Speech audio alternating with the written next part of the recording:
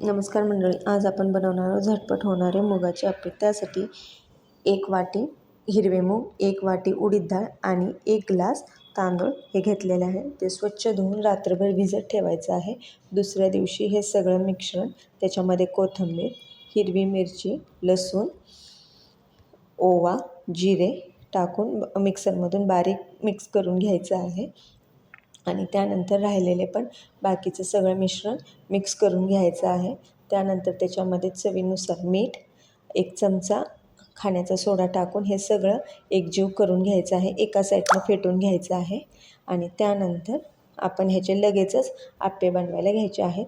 आप्पे बनवण्यासाठी मी तवा, आप्पे पात्र ह्याच्यावर ठेवलेलं गॅसवर. ते गरम झाल्यानंतर त्याच्यामध्ये आपण थोडंसं तेल टाकून हे करणार आहे. जे आपण बॅटर बनवलेलं ते त्यामध्ये टाकून देणार आहे.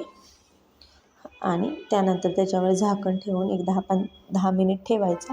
10 मिनिटानंतर परत आपण त्याची वरची बाजू भाजून घेण्यासाठी ते पलटी करून घ्यायचे.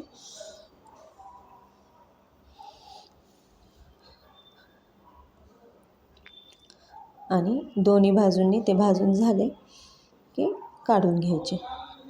तुम्ही बघू शकता अशा प्रकारे आपले आप्पे तयार झाले.